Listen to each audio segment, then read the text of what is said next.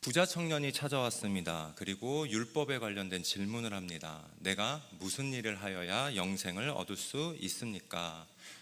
그러자 예수님께서 대답하셨습니다. 생명에 들어가려면 계명들을 지켜라. 이때 이 부자 청년은 어떤 계명을 지켜야 하는지를 물어봅니다. 예수님의 대답을 보면 사실 생각보다 특별하지는 않았습니다. 살인하지 말라, 간음하지 말라, 도둑질하지 말라.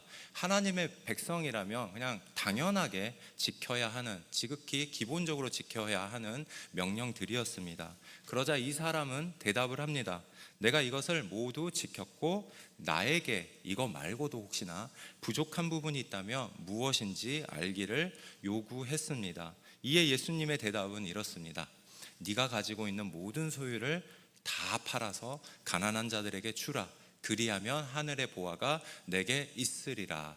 그리고 와서 나를 따르라. 이에 그 청년이 재물이 아주 많아서요, 이 말씀을 듣고 고민하고 근심하면서 돌아갔더라라고 하는 오늘 성경의 기록입니다. 우리가 신앙생활을 하는 아주 근본적인 이유를 한 번 더 생각해 보았으면 좋겠습니다. 우리가 신앙생활하는 이유는 구원에 이르기 위함입니다. 이 오늘 본문의 청년처럼 영생을 얻는 것입니다. 그렇기 때문에 우리가 이 예배의 자리로 나와오는 우리 마음의 근본적인 바람과 소망은 구원에 관한 마음이, 구원에 관한 열망이 내재되어야 합니다. 우리가 과연 이 청년처럼 예수님을 찾아오는, 예배에 찾아오는 이유가 영생을 얻기 위해 애쓰고 구원에 이르기 위해 힘쓰는 신앙생활을 하기 위함인지 우리 자신들의 마음과 삶을 돌이켜 볼 필요가 있습니다. 그리고 만약에 우리들이 이 하나님 앞에 나오는 이유가, 신앙생활하는 이유가 정말로 진실로 영생을 얻는 것이라면 오늘 예수님께서 우리에게 지금부터 주시는 말씀 앞에 우리도 깊이 고민하고 묵상해 보아야 합니다. 저는 이 부자 청년이 영생에 대한 가치를 분명히 알고 있었다고 믿고 있습니다. 왜냐하면 그렇기 때문에 예수님을 찾아온 이유이기도 하고요, 예수님께 구원과 영생에 대한 해답을 찾기 위해서 예수님을 찾아왔다라고 생각합니다. 그래서 일생일대에 나의 고민을 해결할 분을 만났고 그 해답을 얻기 위해 예수님과 독대하고 진지한 질문을 드렸습니다. 그런데 그때 예수님께서 주시는 대답을 듣고 자신의 삶의 근본적인 방향을 뒤흔들게 되는 거대한 도전에 직면하게 됩니다. 어쩌면 이 부자 청년의 입장에서는 자신의 모든 재산을 포함한 것뿐만 아니라 그동안 자기가 이루었던 업적들, 그리고 이제 앞으로 그 일로 통해서 해보고자 했던 계획과 꿈과 비전도 한꺼번에 다 내려놓아야 하는, 그리고 전혀 다른 삶의 방향을 향해 살아야 하는 도전에 직면하게 되었습니다. 이 사람이 포기해야 되는 것은 아주 많은 재산뿐만이 아닐 겁니다. 자기의 사업적인 모든 기반들 내려놔야 하고 거기에 속한 직원들, 또 지금까지 살아왔던 모든 삶의 터전까지도 모든 것을 정리해야 하니 그런 것들이 막막하다라는 것이죠. 그리고 아직 내가 앞으로 이걸 다 정리하고 무슨 일을 할지, 어떻게 살아야 할지 구체적인 계획이 없는데, 구체적인 답이 명확하게 없는데 일단 어떻게 내가 자신의 것을 다 버려야 하는 것인가, 이 사실 자체가 벅차기도 합니다. 그리고 돌아가는 발걸음은 굉장히 무거워졌습니다. 그 무게가 자기가 가진 재산의 무게만큼이나 앞으로 남은, 창창하게 남은 자기 인생의 무게만큼이나 근심과 고민을 안고 돌아가게 됩니다. 성도 여러분, 우리가 하나님 나라를 얻을 수 있다면, 구원을 얻기 위해서 포기해야 하는 기회비용이 얼마쯤 될까요? 예수님께서는 이에 관한 말씀을 알려주셨습니다. 하나님 나라는 마치 밭에 감추인 보화와 같다고요. 그래서 그거를 발견한 사람이, 하나님 나라의 가치를 발견한 사람이 자신의 모든 소유를 팔아서 그 밭을 얻었다라고 합니다. 또 하나님 나라는 값비싼 진주를 구하는 보석 장사와 같다라고 합니다. 하나님 나라의 가치를 찾아 헤매는 사람이 그 진주 보석 하나를 발견해서 그 하나를 얻기 위해서 얼만큼 팔아요? 자신의 모든 소유를 팔아서 그 진주 하나를 갖게 되었다라고 합니다. 구원을 위한 구원을 얻기 위한 기회의 비용은 기본적으로 우리의 삶의 모든 무게를 저울에 달아야 합니다. 예수님께서 청년에게 요구한 것은요, 이런 예수님의 다른 가르침과 일맥상통하는 내용입니다. 네가 찾는 그 영생을 얻기 위해서 다 내려놓아라. 근데 여기 한 가지 더 말씀하시죠. 나를 따르라. 네가 찾는 그 구원, 영생이 바로 나다. 나 예수 그리스도라는 것이죠. 그러니 너의 모든 기회비용을 다해서 나를 따르라, 예수님을 가져라, 소유하라라는 것입니다. 네가 애타게 찾는 그 가치, 하나님의 나라가 예수 그리스도를 얻어내는 것이라고 이야기합니다. 성경에는 이 청년이 근심하며 돌아가는 장면까지만 기록되어 있습니다. 성경에 이 청년의 그 이후의 삶이 전혀 나오지는 않지만요, 이 청년은 앞으로 하나님 나라에 자신의 가치를 두고 남은 인생과 자기와 견주어서 이 구원 때문에 엄청난 고민을 도전받았을 것이라고 생각합니다. 그래서 저는 이 청년이 나중에 마침내 예수님의 이 도전을 받아들여서 그대로 행했을 것이라고 저는 확신합니다. 왜냐하면 그렇게 해서 사도행전에 자신의 소유를 팔아서 가난한 사람들에게 나눠주고 돕고 그 예수님의 가르침대로 살아가는 초대교회의 이름물을 한 성도님 중에 한 명이라고 생각합니다. 왜냐하면 이 청년은 진실로 하나님의 나라에 대한 열망이 있었기 때문입니다. 성도 여러분, 지금 나에게 이 청년만큼의 하나님 나라에 대한 열망이 지금 이 자리에 있으십니까? 그 열망을 얻기 위해 예배 자리에 나오셨습니까? 이 열망이 가득한 청년이 근심하며 돌아가는 이유는 사실 다른 부분에 있었습니다. 구원에 관해서 우리가 막연하게 생각하고 있는 우리도 모르는 고정관념이 있기 때문이었습니다. 예수님과 이 청년의 대화, 그리고 이 다음에 예수님과 제자들의 대화 속에서 우리는 예수님이 알려주시는 중요한 두 가지 가르침을 발견할 수가 있습니다. 첫째는요, 우리가 신앙생활에 대해서 이 율법을 지키는 것에 대해서 어떻게 이해해야 하는가이고요, 두 번째는 하나님이 생각하시는 기준, 하나님의 백성의 기준, 그 원리가 무엇인가입니다. 이 청년의 질문을 한 번 더 떠올려 보십시오.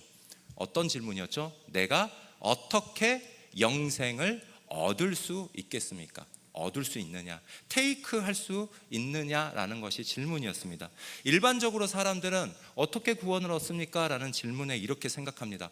하나님의 말씀들, 하나님의 주신 계명들을 하나하나 잘 지켜나가면 우리가 구원에 이를 것이다, 영생에 얻을 것이다. 성경이 말씀하는 대로 10계명들, 살인하지 말라, 간음하지 말라, 이런 말씀들을 잘 지키면 된다라고 생각합니다. 그래서 이 청년도 율법을 어김없이 다 지키고 살았습니다. 어떻게든지 이것을 지켜내고야 말았습니다. 이거 다 지키고 나면요, 이 청년에게 무슨 일이 일어납니까?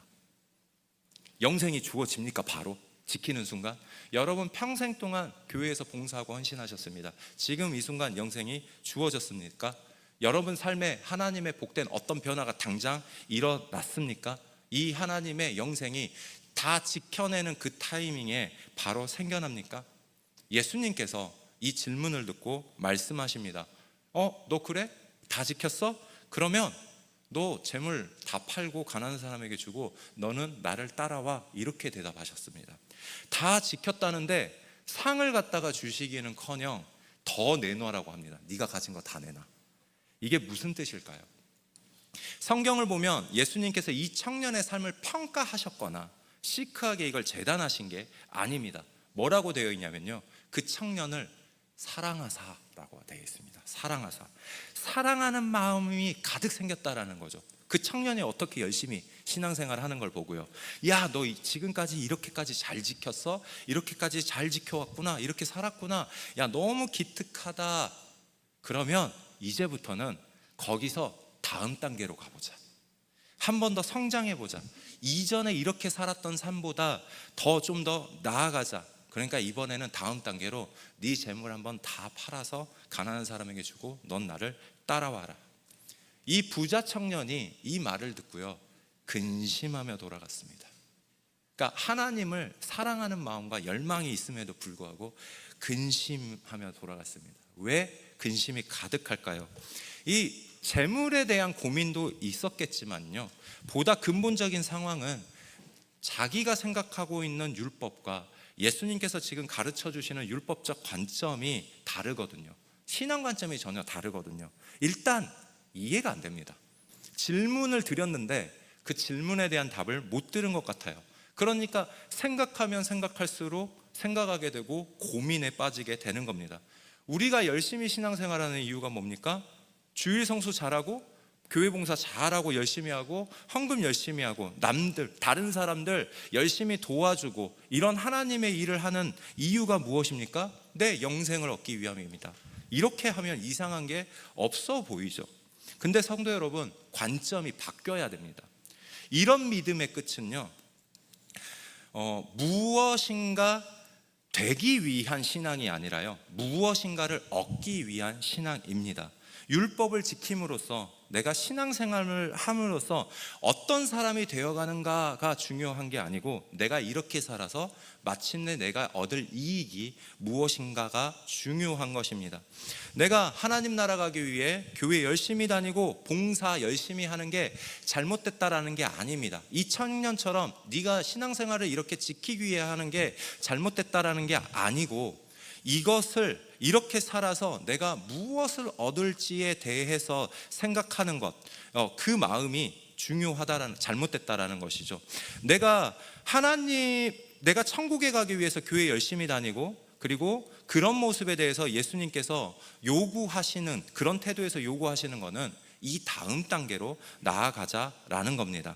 이 부자 청년에게는 내가 어떤 사람이 되는 것인가가 중요한 게 아니라 그 마음 속에 내가 하나님의 말씀을 잘 듣고 내가 하나님의 뜻대로 살면 무엇인가가 좋은 것을 내가 얻을 수 있을 것이다 라고 하는 그 기대와 목적이 계속해서 남아있기 때문이라는 거죠. 다시 말하면 이 부자는 어떤 사람이 되는 게 중요한 게 아니고 율법을 지키면 뭘 얻을 수 있는지가 그 생각에 있다라는 겁니다. 내가 뭐를 얻을 수 있기 때문에 신앙생활을 계속해서 하고 있는 겁니다. 예수님께서 오늘 말씀하시는 방향은 조금 다릅니다. 그동안 우리가 생각해왔던 대로 기대와 소망만을 가지고 신앙생활하는 그 단계 참 잘했습니다. 하나님께서 사랑하시고 기뻐하십니다. 그런데 이제는 그런 단계를 넘어서 다음 단계로 가보자라고 이야기하고 있습니다. 이것을 잘 지켜내는 사람이 되는 것이 아니라 이렇게 사는 사람 자체가 되어보자라는 것이죠. 법으로서 지키는 게 아니라 하나님을 닮은 사람이 되어보자라는 겁니다. 하나님의 뜻대로 살면 내게 이익이 있을 것이다 라고 기대하는 마음을 갖고 하는 게 아니라, 살인을 하지 말라고 해서 살인 안 하는 것이 아니라, 그러니까 봉사해야 하니까 하는 게 아니라 누군가는 해야 되니까 내가 해야지, 이런 마음으로 하는 단계를 넘어서서 이제는 살인 같은 거 하지 않는 사람, 욕심 부리는 것 같은 거 아예 생각 안 하는 사람, 그냥 하나님처럼 누군가를 돌보고 생명을 살리는 일을 사랑하는 사람이 되어보자는 거죠. 그 사랑하는 마음으로 그런 일을 감당하는 사람들이 되어보자라는 겁니다. 하나님의 백성이니까 하나님을 닮은 사람이 되어가 보라는 것입니다. 신앙이니까, 이게 신앙이니까 우리가 신앙인으로서 해야 하는 일이니까 억지로 감당해서 복 받으려고 지키는 그런 단계를 넘어서서 이제는 하나님의 신실한 백성이 되어 봄으로써, 하나님의 신실한 백성으로서 그저 살아가 보라는 겁니다. 이 부자 청년과 우리는 비슷한 관점이 있었습니다. 심지어 예수님의 제자들도 그 관점이 비슷했습니다. 그러나 예수님의 관점은 아주 달랐죠. 예수님의 관점이 다르다는 것은요, 우리가 신앙생활 하면서 지금 이 생각에 머물러 있는 게 아니라 예수님의 관점으로 우리 생각도 바뀌어야 한다라는 겁니다. 우리의 신앙에 대한 방향성과 가치관이 이제는 예수님의 생각으로 옮겨질 필요가 있는 것이죠. 성도된 우리는 이 예수님의 관점을 받아들여야 합니다. 그래서 하나님을 닮은 사람이 되어야 한다는 것이죠. 사실 예수님의 제자들도요, 이 이야기를 들으면서 25절의 말씀에 보면 어떻게 이렇게 하나도 어김없이 지키는 사람이 구원을 얻을 수 없다면 도대체 누가 구원을 얻을 수 있습니까? 라면서 질문합니다. 마태복음 15장 25절 말씀입니다. 함께 읽겠습니다. 제자들이 듣고 몹시 놀라 이르되 그렇다면 누가 구원을 얻을 수 있으리까? 사실 이 청년이 보여주는 열정과 열심으로 보면, 그가 해낸 업적으로 보면 대단한 것입니다. 예수님께서 너무나도 사랑할 정도였으니까요. 왜냐하면 예수님, 내가 율법 다 지켰습니다, 그렇게까지 자신 있게 대답할 정도였거든요. 여러분, 성도 여러분, 우리 일생의 평생 우리가 헌신하면서 이렇게 살아올지라도요, 예수님 앞에 내가 하나님이 주신 말씀은 내가 감히 다 지켰습니다 라는 것을 자신 있게 예수님께 말할 사람이 몇 명이나 있겠습니까? 여러분들은 하실 수 있겠습니까? 그런데 이 청년은 그렇게까지 대단한 열심으로 지켜왔습니다. 그리고 그 대답을 들었던 예수님이 비판하고 비난한 게 아니라 인정했어요. 사랑하는 마음으로 말씀하셨거든요. 그래서 그 청년이 누가 예수님 앞에 이렇게 자신 있을 정도로 말할 사람이 세상에 없을 겁니다. 그런데 그런 사람이 못 간다고 한다면 과연 이 세상에 누가 하나님 나라를 갈 수 있을까요? 예수님의 가르침은요, 이런 방식으로 생각하는 사람은, 이런 방식으로 하나님의 말씀을 지켜내는 사람은 하나님 나라 가기가 어렵다라는 것입니다. 왜 어려울까요? 율법을 지키는 목적이 다르고 신앙생활하는 목적이 다르기 때문입니다. 하나님 때문이 아니라 하나님으로부터 뭔가를 얻기 위함인 거죠. 율법으로 내가 어떤 사람이 되어야겠다라고 지키는 게 아니라 뭔가를 얻기 위해 좋은 것을, 뭐라도 좋은 것을 갖기 위해서 지키기 때문에 그렇다는 겁니다. 무엇인가를 얻기 위해 지키는 신앙생활하는 사람들은 사실 정말 열심히 신앙생활합니다. 왜냐하면 얻어야 하니까요. 세상에서 가장 귀한 것이기 때문이죠. 내 모든 소유를 팔아서라도 얻어야 하는, 그렇게 가치 있는 거니까, 목적이 분명하니까요. 심지어 우리에게는 그것을 분명히 얻을 수 있다라는 믿음이 분명하니까 그 믿음의 힘이 강력할수록 내가 열심히 지킬 수 있는 동기가 됩니다. 그러나 뭔가를 얻기 위해 지키는 율법은요, 100번을 지켰습니다. 열심히 지켰다가도 101번째에 한번 삐그덕거리면, 내가 그것도 실수하거나 나도 모르게 잘못하면요, 내 의지와 상관없이 100번 지킨 게 아무 의미 없이 무너지게 됩니다. 왜요? 한 번 실수하면 앞에 잘 지켰던 것, 잘 지키는 것으로 평가하는 방식으로는 목적을 끝까지 이룰 수가 없습니다. 한 번의 실수가 앞선 모든 과정을 의미 없게 만들어 버리거든요. 그러나 내가 무엇이 되고자 해서 하나님의 말씀대로 살아가는 방식은요, 내가 어떤 사람이 될 것인가, 그런 태도로 지키는 그런 사람들은요, 어떻게 살아가겠습니까? 똑같겠죠. 사는 거는 똑같을 겁니다. 똑같이 실수할 겁니다. 100번이 아니라 20번이나 30번째에서 실수할 수도 있습니다. 그리고 오늘 당장 내가 또 예배당 마치고 나가는 길에 실수하고 마음에 또 누군가에게 상처 주고, 그런 스스로 용납이 되지 않는 모습이 있을 수 있습니다. 그러나 어제보다 더 나은 하나님의 사람이 되기 위해서 마음을 갖는 사람은, 내가 또 실수했구나, 스스로 이 자세를 다시 고쳐잡고 하나님의 백성이 되기 위해 다시 도전하고 거듭하는 거죠. 하나님을 닮은 사람으로. 오늘 내가 2시간 동안 하나님 생각했다면 내일은 3시간 도전해보자. 3시간 못 살았네, 2시간 반 만에 실패했네. 그러면 다시 내가 2시간 동안, 3시간 동안 늘려가면서 더 많은 시간 동안 하나님의 사람으로서 살아보고 도전해보고, 또 하나님의 율법 중에 더 어려운 율법을 지키기 위해 노력해보고, 조심하면서 그렇게 살려고 해도 살기 어려운 삶을 살아내보기도 하고, 누가 봐도 저렇게 훌륭한 삶을 산다라는 것에 내가 도전해보고, 물론 실패할 수 있겠지만요, 그러나 그 단계에서 성장해서 더 어려운 단계를 지켜내가고 더 큰 사람이 되고, 그렇게 해서 하나님의 성품을 닮은 하나님의 백성이 되어보자라는 거죠. 하나님은 하늘에서 우리를 바라보시는데, 하나님의 뜻을 바라보면서 하늘을 향해 우리가 뻗어나가는 나무처럼 우리의 삶을 성장하고 더 하나님을 향해서 성장하자라는 것입니다. 그게 율법을 하나님의 백성이 되기 위해서 지키는 그런 사람입니다. 우리의 삶에 모든 기회 비용을 다 사용해서 예수를 얻는 사람, 내가 예수님처럼 되기 위해서 나의 모든 소유를 다 사용하는 사람이 되어 보라는 것이죠. 제자들도 여전히 이 관점을 이해하지 못했습니다. 이 부자 청년이 떠난 후에 제자들 중에서 대표해서 베드로가 묻습니다. 27절 말씀입니다. 시작. 이에 베드로가 대답하여 이르되 보소서, 우리가 모든 것을 버리고 주를 따라 싸운데 그런즉 우리가 무엇을 얻으리까?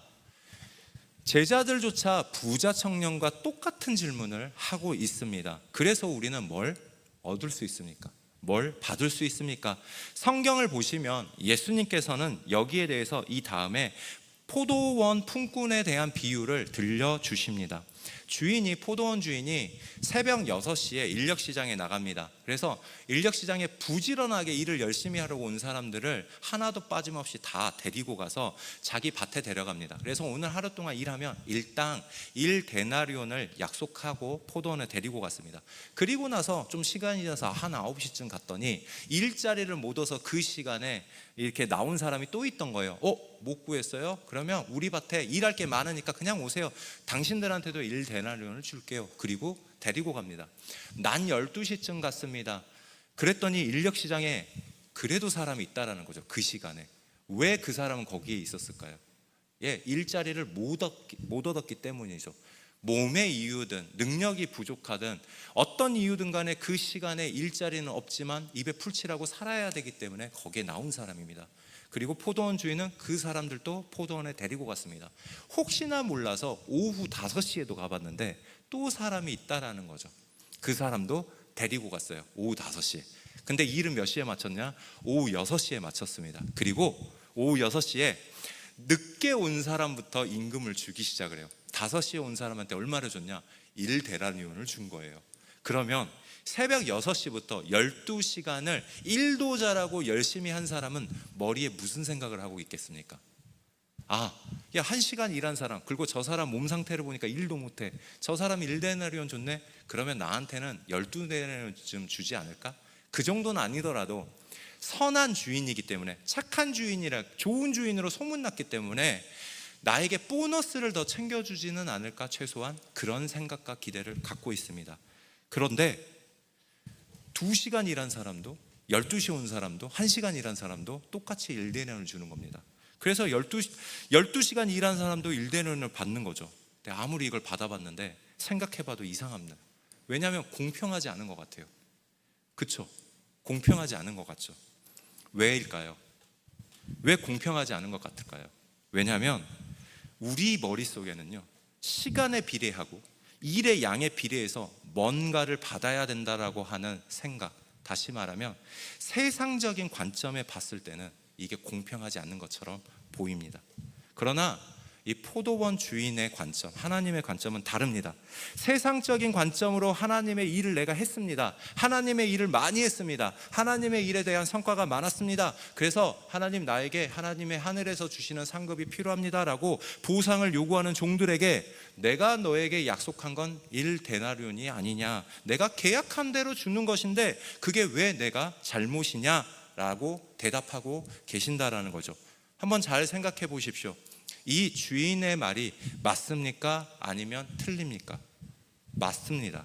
제가 목사이니까 목사님의 한 예로 들어보겠습니다. 젊었을 때부터, 아주 어렸을 때부터 하나님을, 어렸을 때 모태신앙으로부터 뭐 이것저것 못하는 게 아니라 정말로 열심히 잘 순탄하게 교회에서 살아오고 봉사하고 신앙생활하고, 그리고 젊었을 때부터 신학교를 거쳐서 평생을 목회자로 헌신하며 훌륭한 목사님으로 헌신하시면서 수많은 성도들을 섬기고 세계적으로도 영향을 끼치고 존경받으며 많은 열매를 맺은 목사님 한 분이 계십니다. 그리고 반면에 인생의 막바지에 이르러서야 겨우 예수님 믿고 내 자녀 한 명 똑바로 신앙생활 하게 하려고 아등바등 하다가 그냥 하나님 품에 안기신 어르신 성도님이 계신다라고 한번 생각해 봅시다. 천국에 갔는데요, 이 훌륭한 목사님께서 하나님에게 이렇게 따진다고 한번 상상해 보십시오. 하나님, 전 진짜 어렸을 때부터 평생 헌신하고 수천 명을 전도하고 많은 영향력을 세상에 끼쳤는데 하나님께로 돌아오는 사람들이 굉장히 많았는데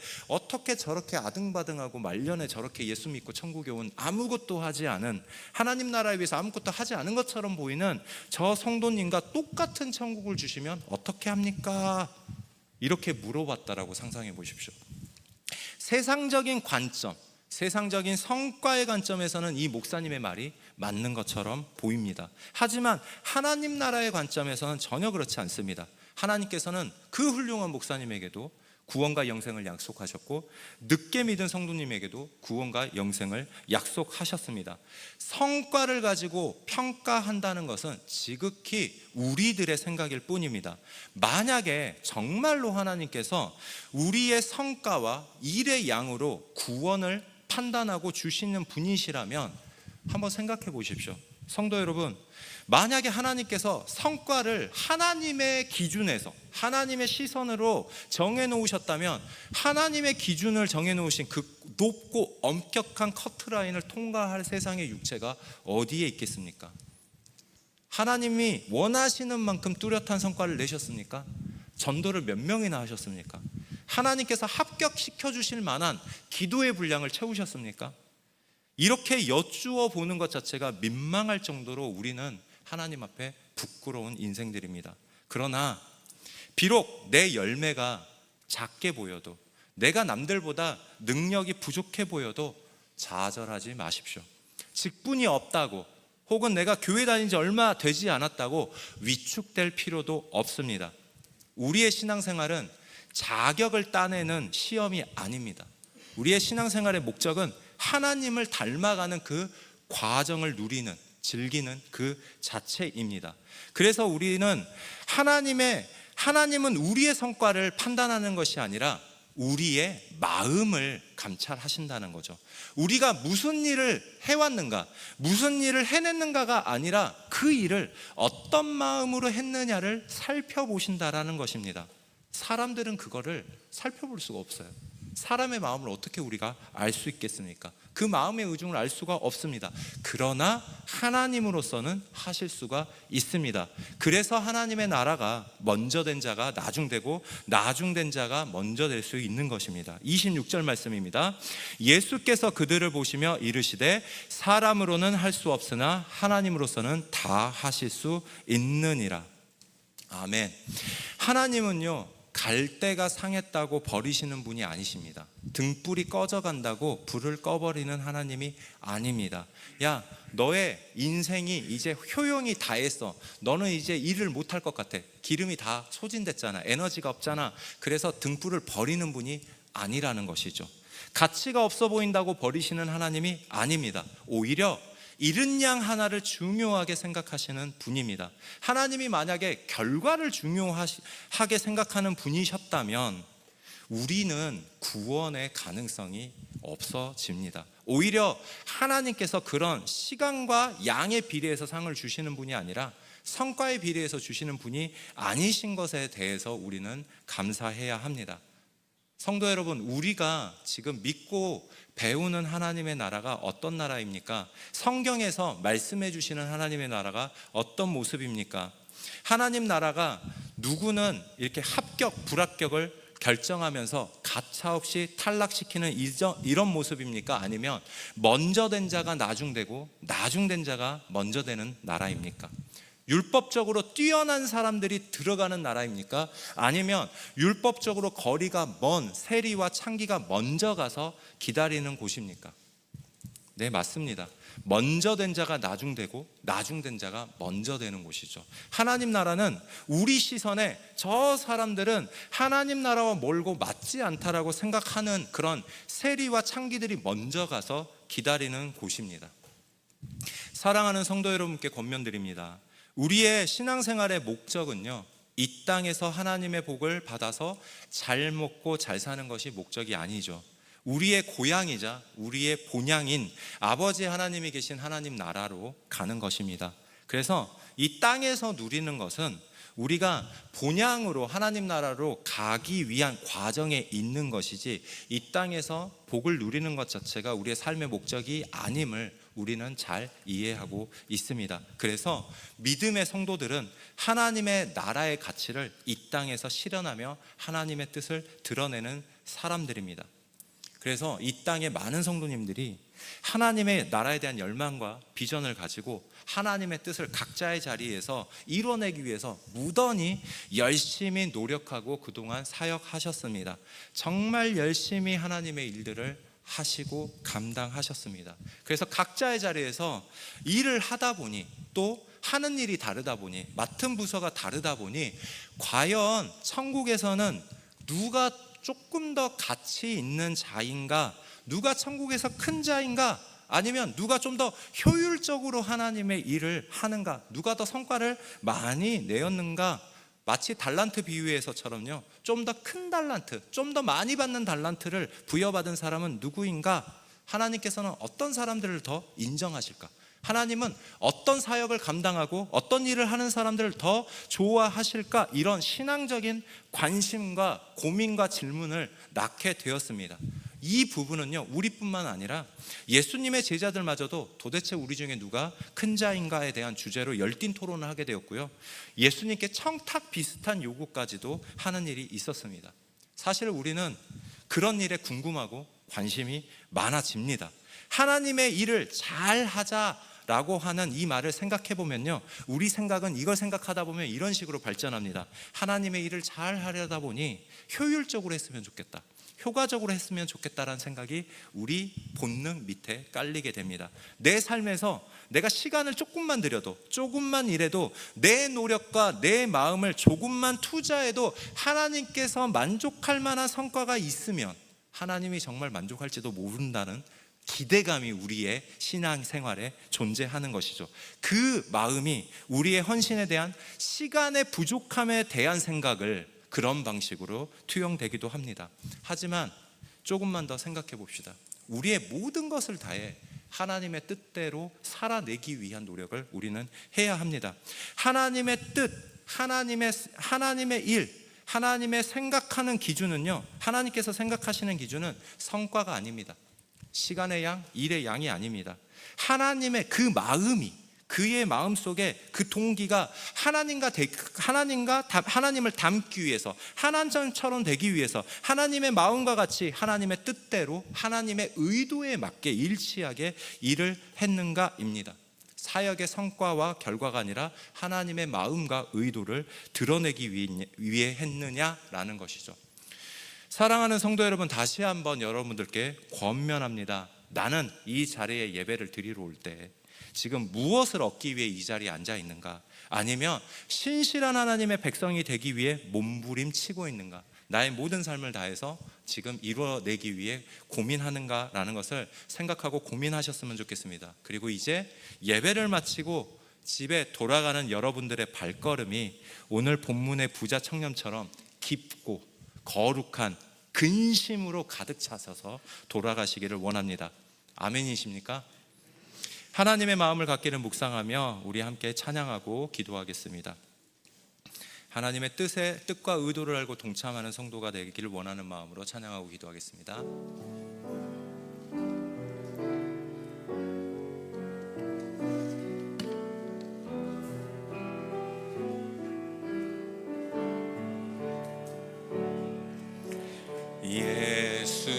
예수는 내 힘이요 나의 기쁨 내 참 소망 그 이름의 생명이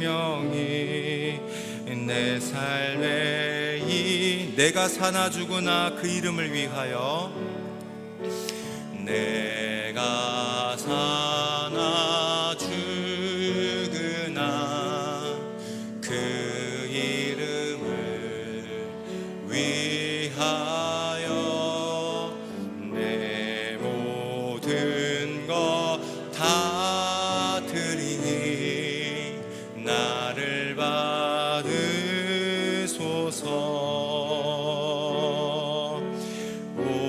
오직 주만 따라갑니다. 오직 주만 높임 받으소서. 내 평생에 그 이름을, 그의 선하심을 세상에 노래한 그 이름은 크신 능력 영원한